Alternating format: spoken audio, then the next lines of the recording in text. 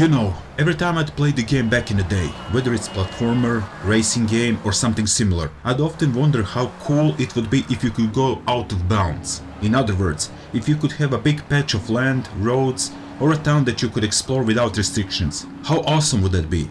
Sure, some RPGs would give you a measure of freedom to wander around the world, but I'm not necessarily thinking about the world maps this time. I'm thinking about maps of a city with a detailed display of cohabitation of buildings, roads, traffic systems, institutions like police, fire department, taxi, ambulance, people walking and minding their businesses, just like a real organism that works even without you in it. By the end of the last century, the technology showed enough power and promise to deliver the first batch of open-world games with similar ideas in mind. There was this little game called GTA, or Grand Theft Auto, released in the year 1997, which has laid the basic foundation for the years to come.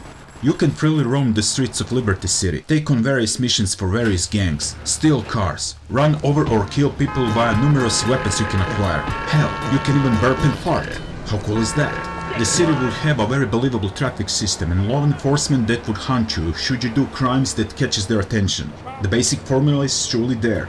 Even though the game received mostly favorable reception amongst the public or reviewers and received a sequel with some expansions, I believe there was just the lack of one ingredient that prevented the GTA series to truly shine right from the start, and that was the lack of 3D camera. I mean, you can get used to it to a certain degree, but top-down view was already a thing of the past even for the year 1997, since racing games were using a camera system behind vehicles. But having one linear course to drive on with a limited details surrounding you is one thing. Having lots of details in multiple roads and surfaces is a totally different thing. It can take its toll on the overall performance or a number of things you can deliver in the game. Seems to be that the technology is not yet ready for the full 3D open-world sandbox game. Well, a year later, that is 1998, you would get an appalling game called Batman and Robin for the PS1, at least when it comes to controls. But the game was very impressive in one segment, an open world aspect where you can roam the streets of Gotham City, either on foot or in a Batmobile. Just check this out. You have goons roaming the streets that you can fight, police and other vehicles driving on the road, and impressive looking buildings and neon signs. This is very ambitious and advanced for the time the game was released. Later in the same year, Japanese gamers would have an obscure game called Mizurna Falls, where you can visibly enter your Volkswagen Beetle and drive around the snow-covered fictional town of the same name as the game. The Beetle even has a fuel gauge. How awesome is that? But to be realistic, these two games only showed a glimpse of open world elements. We just need more than that. Now, enter the year 1999, and we would have the games like Driver that would rewrite the rule books and would show that it's possible to drive around the entire city in a 3D environment without much trouble.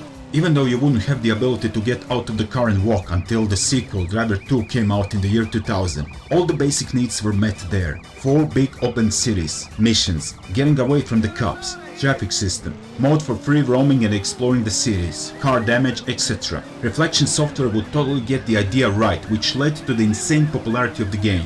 In the same year, that is 1999, we would have one little game called Midtown Madness for the PC. Angel Studios spelled out their idea of having fun roaming or racing around the streets of Chicago, and the game also had the basic ingredients incorporated there. So much so that Rockstar Games was obviously impressed and they offered a deal to work with them, and that was the birth of the Midnight Club series. So we could essentially say that Midtown Madness was a precursor to Midnight Club. And maybe, just maybe, it was the precursor of the game that we'll be talking about right now. Yes, that's correct, Grand Theft Auto 3. This game pushed the envelope so f***ing hard in the correct direction that the consequences of that action we still feel even right now as we are talking about and waiting for GTA 6 to arrive. This is the game that made Rockstar Games what the name suggests, true rockstars of the gaming development. Most of the people are remembering Vice City or San Andreas, but you can trace it all back to GTA 3. This is where it all truly started. This is where the rulebook was taken once again. But this time, Rockstar tore the pages and said, you know what, we're gonna play by our own rules. And it showed.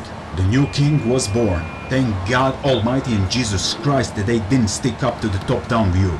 Yes, that's correct. Half of the team was all for the top-down experience once again, while another half was ready for the full 3D game. Latter group with their common sense prevailed mercifully. Could you just for once imagine that we would have GTA games up till this point if we would play GTA 3 this way? Yeah, me neither. Thank God we are living in the correct timeline. While Driver and Midtown Madness games were good in their own right, they were still a bit flawed. There was still something missing. They were not giving you a complete freedom. If there could only be a game that combines the gameplay of all the GTA games with the visuals of these two games, that would be like... Turns out that that game will be Grand Theft Auto 3. Immediately when you start to play the game, you will have this unmistakable atmosphere of a city that resembles New York. Shades of grey all around, fog, rain, tall brick-laid or grey-colored buildings, yellow taxis, pedestrians doing their things, shouting various things, car and trucks driving around making obligatory horn noises while they get stuck in crossings, sporadic shootout between gangs on their turf borders, paramedic running trying to save people's lives underneath the rails of an L train running above. This is all Liberty City, the new iteration for GTA 3.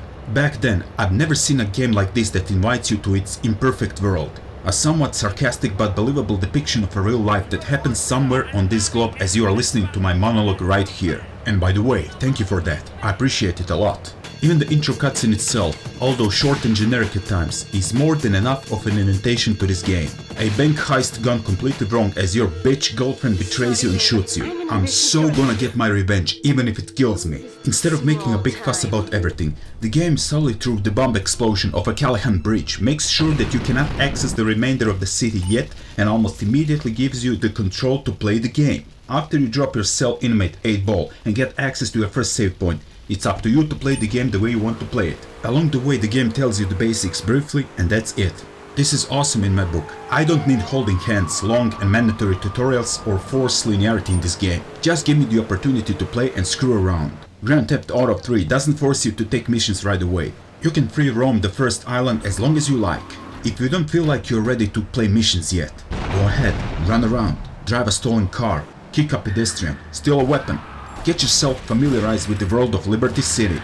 You could easily find yourself spending a number of hours exploring the city without advancing a single story plot. How cool is that? That's the definition of a proper open world design. An inviting world that draws you towards exploration through immersion and your curiosity just like that. For the year 2001, Grand Theft Auto 3 is packed to the brim with the stuff you can do while not doing story-related missions. These things add up to the title of the king of the open world games. Don't believe me? Let's dive in. All it takes is a little runaround and you can find an approaching taxi cab with an unsuspecting taxi driver to steal, only to realize that you can engage taxi missions to earn a bit of money as a side hustle. You think to yourself, maybe I can do the same with a police car or paramedic ambulance van, or maybe firefight the truck. Turns out that you can. You can be a police officer or a doctor or a firefighter. Just like one famous figure from the depths of morally shady places. Yeah, you get it. Lots of ideas were inherited from the previous GTA games, such as initiating Rampage mode by collecting skull icons hidden around the city. Usually under 2 minutes you need to kill a certain amount of people or destroy a number of vehicles with one dedicated weapon. By running your vehicle up a slope, there's a great chance that you will initiate insane stunt bonus, a small reward for executing a big jump. If you accelerate faster and make a bigger jump, the game gets you into slow motion as you try to fly over the bridge or something. Success in that regard grants you an unique stunt bonus with better money reward. Let's not stop there. Portland Harbor has this big garage with a list of vehicles for their so-called import-export business. Yeah, right. Import-export my ass. In other words, find a vehicle from the list, borrow it permanently, and that's it. But there's one vehicle that is quite rare, so finding it drove me mad. And that's an ice cream van called Mr. Whoopi. I've spent countless hours searching for it to spawn on locations that have a bigger spawn rate, but no luck. Until I found that I can actually encounter it in the firefighter missions. Would you look at it? Let's steal it just in case and bring it to the garage. But guess what? Doing more firefighter missions will spawn Mr. Whoopi pretty regularly that I begin to lash out on the poor van. You took an eternity of my life in search for you and now you're spawning just like that? You f***ing bastard. There you go, piece of shit. Anyways, if you fancy moving around the Portland area by train, you can get in an L train, or you can use the subway to travel around the whole Liberty City. Yeah, sure, it's a nice feature, but let's be real. Getting to the train or subway station is a bit of a hassle just to travel around, so it's easier and faster to just steal a car and drive. Another remnant of the past GTA games is the missions executed by payphone. Yes, we used to use payphones with prepaid cards or coins back in the day. That's something that is probably unheard of in this day and age, but in this instance, it's more secure to do shady stuff via public payphones than cell phones. Most, if not all of them, are side missions scattered throughout Liberty City. From the owner of a dog food factory desperately trying to make ends meet while the accountant is on his ass, and his wife spends too much money and is having an affair to gang members doing various questionable stuff that required your help.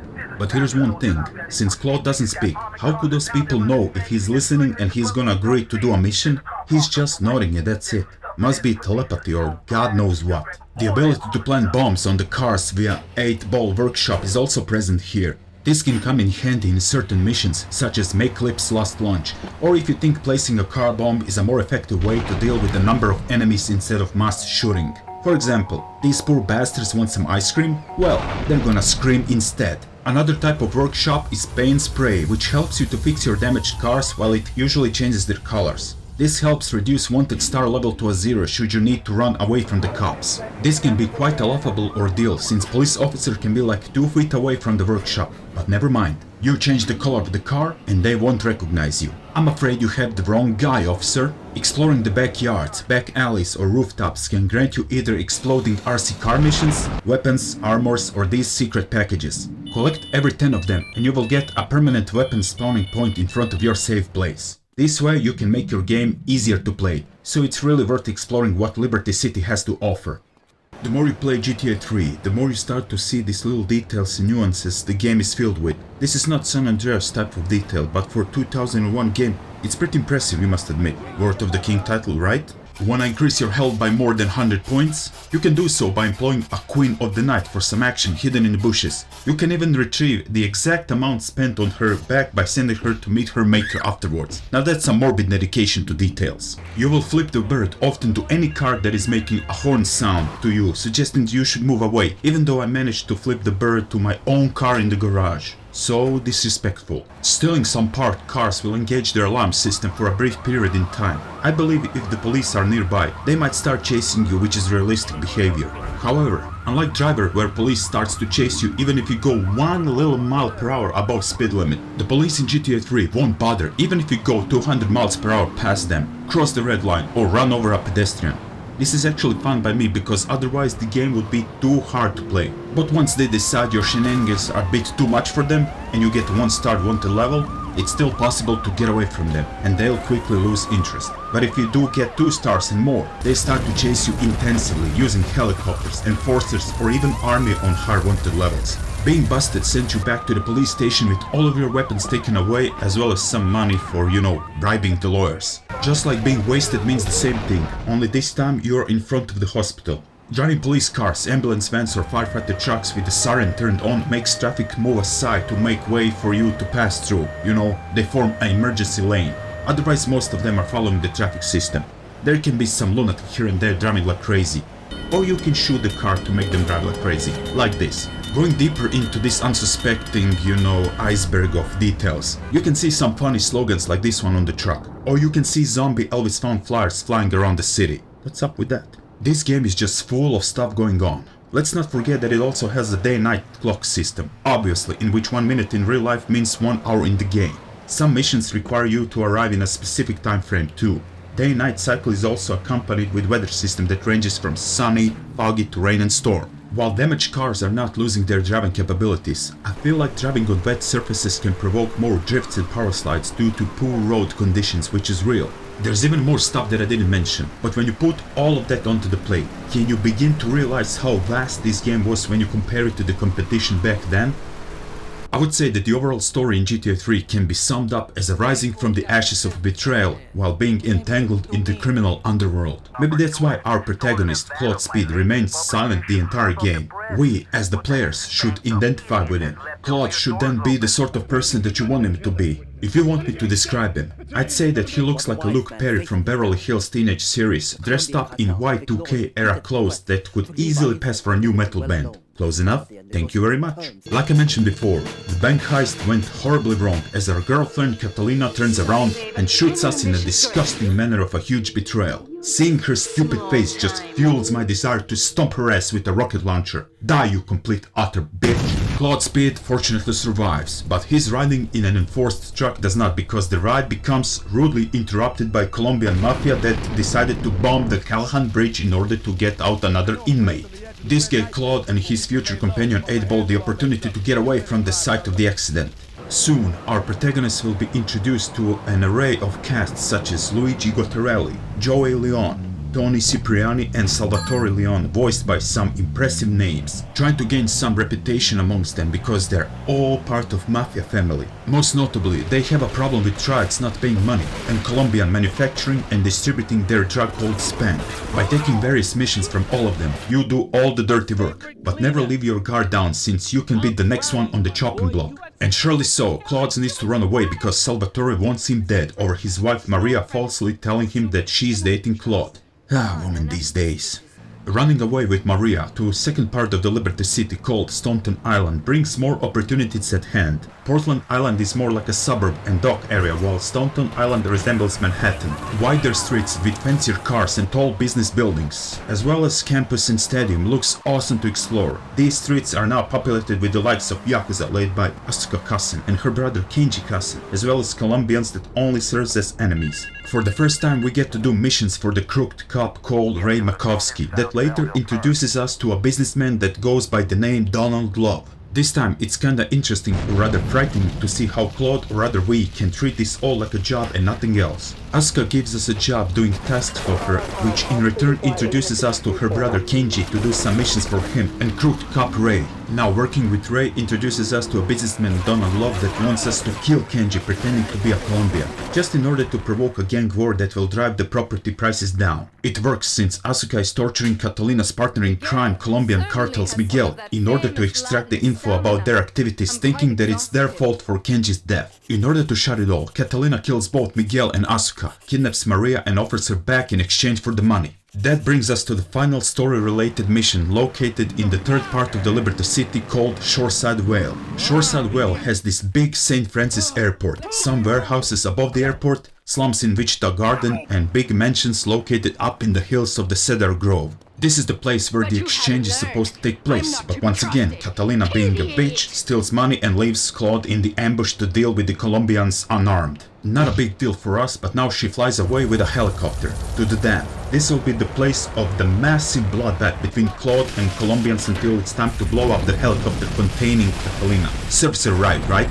It's time to rescue Maria and bam, roll the credits. So, every mission is a little story in itself, but at the same time the big story is unfolding in the background. By today's standards of storytelling, it's nothing special, but back then it was more than satisfactory. It's all being made in a way that it doesn't take away the freedom of gameplay itself. GTA 3 doesn't feel the need to interrupt you with a big-ass giant soap opera play that hinders the fun of free roaming and doing stupid shit between missions just because you feel like it. Even though GTA 3 could be very rough around the gameplay edges if you compare it to the subsequent releases, it's still very much playable today. Moving around consists of two primary ways, on foot or using vehicles to drive. Since I'm using the PC version, I'm controlling Claude using keyboard plus mouse. You would think that controlling him this way would be very tough, but it's not. Mapping keys around WASD layout and using mouse for the camera movement and shooting is more than adequate to make the experience feel comfortable. Since there is no skill system involved like in San Andreas, Claude moves, runs, uses weapon and drives cars the same way as always. Sprinting duration is always the same. It's fine for what it is, so I cannot complain, to be honest. The only thing that is a bit dumb is jump mechanic. Jumping itself is not very high, so for the most part it's forgettable. Even when you approach a small ledge and try to jump on it, Claude will have this backwards walking animation while holding one hand up. Not to mention jumping on and off the boats. So clumsy that I'm pretty astonished that I didn't fall in water every single time. Yes, there's no swimming in this game. Falling into the water kills. Driving cars, trucks and so on is very good. Vehicles themselves are built well, so you can really feel their weight, speed, drifting and so forth.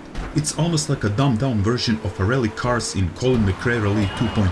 Oh yes, I've compared GTA 3 driving physics to the one that is Colin McRae Rally 2.0. You can kill me now. After a bit of time, you'll have no problem driving around like a maniac, casually using a handbrake to execute some nasty turns without making big accidents. But let's be real, in some situations like hitting some curbs will result in unpredictable behavior, turns, flips and so on. But that's the charm of this game. It's not as serious as GTA 4. Even though I turned it off because of the copyright reasons, GTA 3 has this giant feature that you can engage in every single car, and that is radio stations. Yes, that is correct. You can listen to like several hours of recorded audio, whether it's the songs, commercials, host introducing and talking about stuff, or chatterbox. I've never encountered a game that had such a feature implemented in the game. Sure, many games have dedicated soundtracks, but having a radio to listen while driving, that is a much more genuine experience. Vehicles themselves have a damage system that is only cosmetic by nature. Breaking bumpers, hoods, spoilers, doors and so on won't make the car less drivable. But after a prolonged rough treatment, a smoke can come out which indicates that the car cannot withstand too much damage. The final straw is the fire, which indicates that you have a few seconds left to abandon a car before it explodes. And yeah, turning a car upside down on the roof sets it on fire every single time, so as soon as you do that, run away. Liberty City itself, as we all know, is divided into three big sections: Portland, Staunton Island and Shoreside Vale. These are connected via bridges and tunnels. The map itself is not really big, just shy of over 8 square kilometers. Back then, it felt huge. Another thing that could lead to the impression that the map is really big is inability to see it as a whole.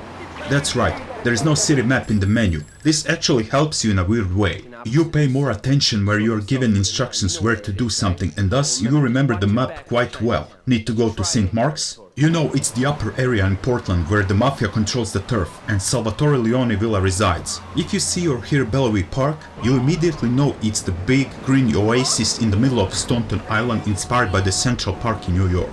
Just by walking around, it won't be long until you see NPCs doing some stuff regardless of your existence. Sometimes you will encounter some lunatic drivers driving like crazy, crashing into other cars or traffic light poles, knocking them down. It looks so funny just witnessing it from a distance, believe me. Or if you happen to be near the borders of gang turfs, there's a chance that you will see a full-on gang members shootout. Like this, where mafia guys and triads are shooting each other. If some of them wind up dead, an ambulance will appear out of nowhere to revive them. But that same ambulance will most likely run over some innocent pedestrians and kill them to revive some gang members. It looks so funny just to watch it from the side. Random pedestrians will have their fair share of sentences to say to each other or to you, but they will not engage in the conversation. They will react to the oncoming traffic, trying to jump to the side so they avoid it. But sometimes they jump in the wrong direction and they wind up being minced meat. So funny to watch that. They will also react to a gun shooting by running away. Gang members, on the other hand, they don't give a so they'll just keep on walking. Even if you launch a missile from the rocket launcher, they just don't give a shit. Speaking of guns, Claude can obtain a selection of weapons, from bat, pistol, sniper to Molotov grenades, M16 or rocket launcher. Pretty substantial for a small-time gangster rising up the ranks. Shooting with a gun or Uzi will deal a right amount of health damage and bloodshed, but M16 will sever an arm, leg or a head from a person you're shooting at, because it's so powerful. Oh yes, you can also do drive-by shooting. It's a bit clumsy doing it on PC, but it looks cool to shoot left or right while you are driving a car to eliminate some enemies. But to be fair, running over enemies is far more easier thing to do. You don't have to be aligned to shoot. Over the course of 50-something missions, I have to admit that they are very versatile by nature for a game of this kind released in 2001. But when you compare this game to Driver 1 or 2 games, the difference is big.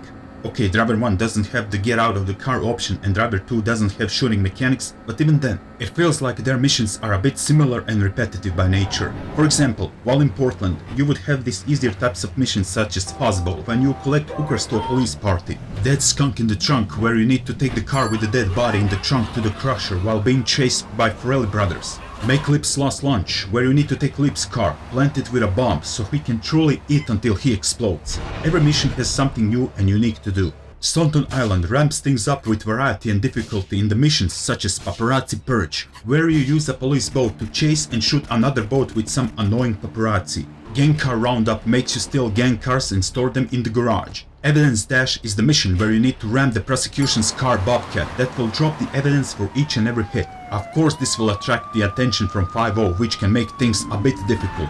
Then you'll have a creative mission such as Cambo Bust Out, where you need to take a bomb-planted police car to blow up the wall in the jail part of the police station to get Cambo out. Smackdown, where you need to kill 8 Yardie dealers from the streets. Then things get serious in the mission such as A Drop in the Ocean, where collecting 5 dropped packets from the plane by using a boat will grant you wanted level of 5 stars. Now you need some serious skills to get away from that kind of heat. Escort service is a pain in the ass mission where you need to protect the security car driving from Donald Love's area to Pikes Creek in Shoreside Well while being constantly attacked by Colombians on foot using guns or in their cartel cruisers trying to ram the security car. And to add insult to injury, that mission takes too much time and there's a chance that the idiot NPC driving the security car won't register entering the garage at the end. Like it's some sort of a glitch. Even though most people will say that the mission Espresso to Go is the hardest, I'd say it's not. Yes, you have 9 stands to destroy on all 3 islands, but once you remember their locations, you have a plenty of time to deal with them. If I exclude the last mission, I'd say the Kingdom Come is the hardest for me. It's the final mission from King Courtney, who operates via payphone in Staunton Island.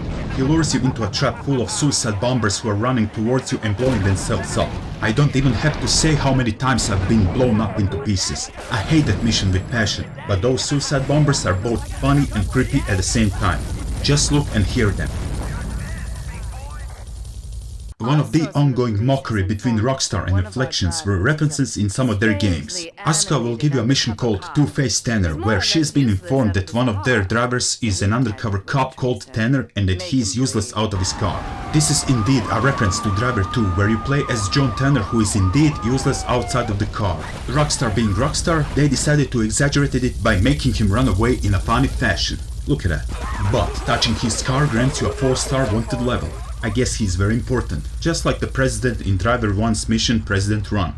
Cool stuff. Some of the missions have these cool twists if you try to play them, let's say, outside of the box, such as mission called Cutting the Grass, where you need to tail a person called Curly Bob. He's a little snitch bitch and he needs to be dealt with, but not before he goes to Portland Harbor where he sells info to Miguel and Catalina. Normally, he'd use a taxi and you would drive behind with a distance so you don't max out the so-called spook-o-meter. Even though the mission itself is easy, you can make it actually easier. If you get in the front of the Luigi's Sex Club as a taxi driver, Bob will get in your car so there's no tailing. You would just driving to the designated area. Awesome detail. But on missions such as Blaster Blaster, there's no cutting corners. You have to do the mission as intended. The main goal is to finally kill the witness Leon McCaffrey, Ray Makovsky's corrupt partner who might talk. He survived the previous mission Silence the Sneak, but he is put in a strong cast suit inside an ambulance van. You need to ram the van until Leon drops out and bomb his flameproof cast until he's dead while being chased by the swarm of cops. This could be hard to do, so you think to yourself, maybe I should buy a rocket launcher from One Armed Phil down the road, intercept the ambulance van and blow it up with a rocket launcher and that's it. Well, the game's ahead of you, because by doing so the message will display that the ambulance was a decoy and you need to chase another one. And no cutting corners, like I said. Very clever. So, why the king of the open world games then? Well, if all of my rambling prior to this part didn't give you an answer, let me put things this way. I was searching through Reddit to see some testimonials from the players that experienced GTA 3 when it was released. You know, how old were people then, how did they react to it, and I must say that most of them kinda had it just like me. Plenty of them, like me, have played GTA 1 and 2 prior to GTA 3, and even though the games were fun, they were hard to play. Most of the time it was just you running or driving around wreaking havoc, and that's it. And also, plenty of them liked Driver, just like me. When we saw the first announcement of GTA 3 being 3D, it gained a pretty big interest in us. In 3D? What's it gonna be like? And when the game finally came out, nothing, I mean nothing could prepare us for what we're about to witness. We were utterly amazed by the sheer openness of the game that invited you to do whatever you want to do. And you know it's gonna be a chaos, just cause you want to test what this game has to offer. It was Driver wrapped up in GTA philosophy. GTA 3 was the biggest jump in the franchise at the time and one of the most important games of the modern gaming era. Like I said, it took the book of rules, tore the pages, and made its own rules. And you can all thank GTA 3 for propelling the franchise into the stratosphere so hard that GTA 6 is one of the most anticipated games in this day and age. I'm pretty sure it will wipe the floor with everything else and be on top of every top chart for a long time. Every other game that had open world or sandbox tendencies is now either labeled as a GTA clone or had some GTA elements in it.